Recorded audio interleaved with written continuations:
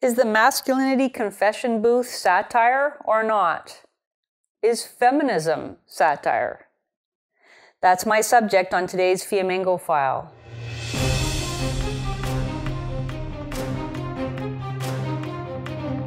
I'm Janice Fiamengo of the University of Ottawa.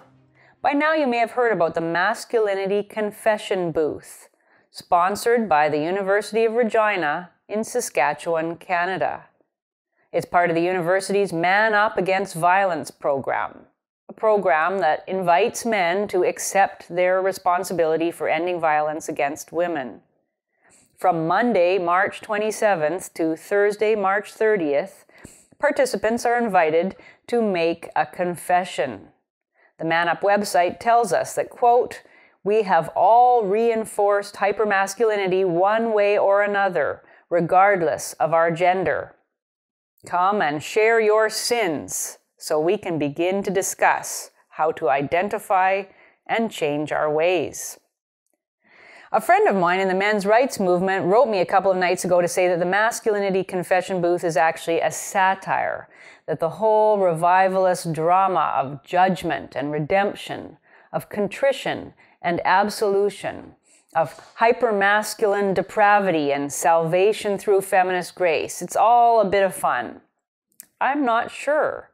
The event is still posted on the Man Up Against Violence website looking real, and it has been widely reported as real.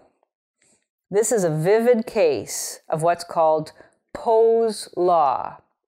That's an instance when it is impossible to tell whether something is real or not because the underlying ideology is so irrational. It might be a mockery using exaggeration and parody, or it might be a sincere statement of belief.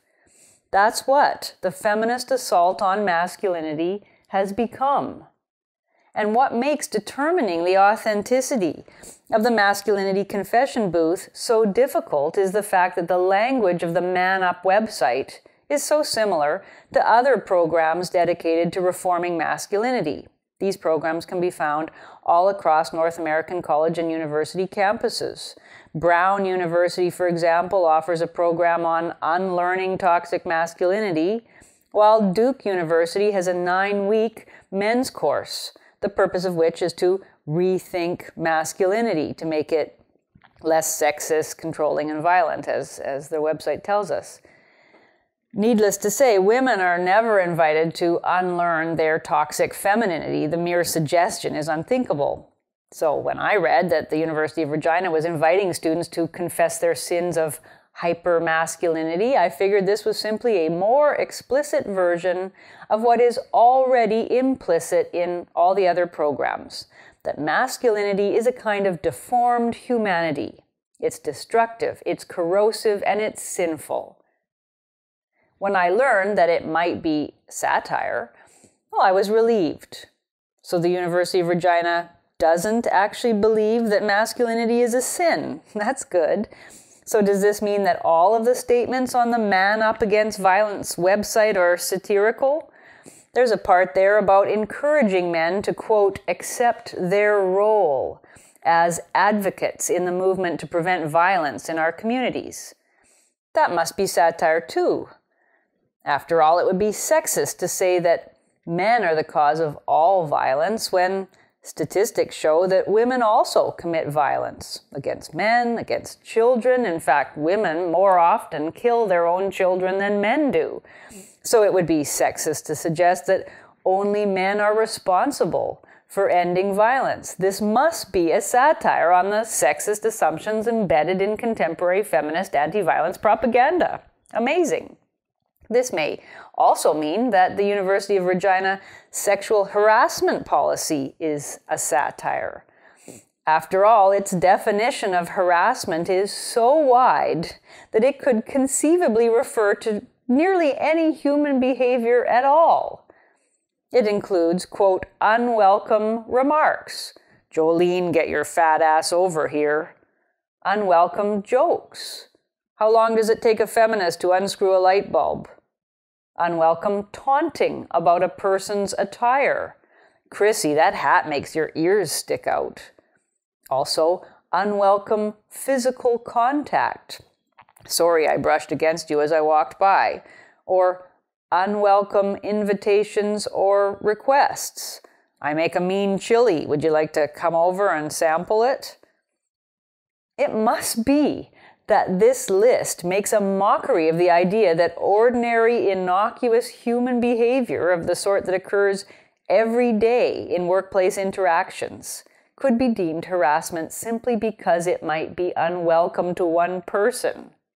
I'm glad to know that the university is taking a satirical stance against the excesses of the feminist policy on sexual harassment. And it occurs to me that I may have been misunderstanding all the other toxic masculinity write-ups. They must be satires too. They're so vicious in their portrayal of masculinity as sick and depraved. Brown University's toxic masculinity website tells us that, quote, men will often resort to violence to resolve conflict because anger is the only emotion that they have been socialized to express. Even a 5-year-old who had observed only a few men would know that you can't pretend that the only emotion men express is anger. And a university program claiming to help men and to care about them would never create such a crude caricature.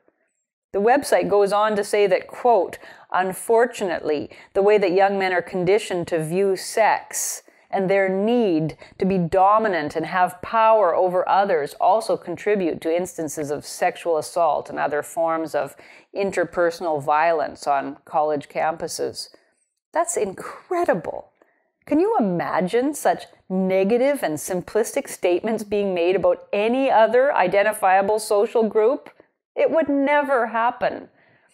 That nasty stew of social constructionist jargon about how men are, quote, socialized, mixed in with essentialist claims about what men need, it absolutely must be a brilliant parody of the fundamental incoherence and hateful bias of anti-male feminist propaganda.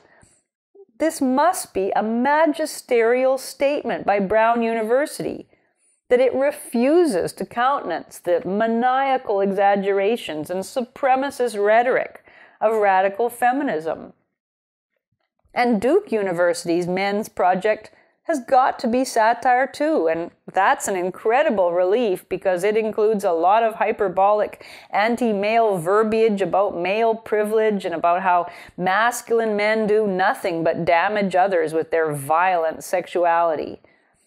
Their Men's Project discussions, we're told, seek to, quote, reckon with sexist systems that allow us, that is men, unique advantages while disadvantaging others. Unique advantages, like being considered guilty of sexual assault on campus if you can't prove a woman said yes at every stage of a sexual encounter. Unique advantages like being able to get drunk and be sexually assaulted by a woman while you're passed out and yet still be charged with sexual misconduct. Unique advantages like being 4 times more likely to commit suicide. I get it. This is a sharp satire on the general indifference of North American society to male suffering and the tendency for everything masculine, especially masculine sexuality, to be defined negatively, as when we're told by a spokesperson for the program that masculinity is, quote, a knife that can cut both ways, both toward women and non-male identified individuals, and also against ourselves, end quote. Well, that has got to be a satire, right? That old sexist stereotype about male sexuality as always dangerous and harmful. I could go on, but I don't need to, because it's obvious.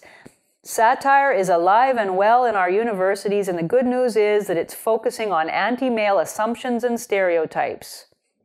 For a while, I was actually starting to believe that universities were seriously telling men that the only way to be a good man is to hate your manhood. I'm glad the Masculinity Confession Booth at the University of Regina has really highlighted the crazed evangelical fervor and the pseudo-religious claptrap of feminist man-blaming. I only wish it were so. Thank you for watching. If you enjoyed this video, please support us on Patreon. If even half of our subscribers gave us $1 per month, we'd be well on our way to creating more and better content. And don't forget to subscribe to us on Studio Brule.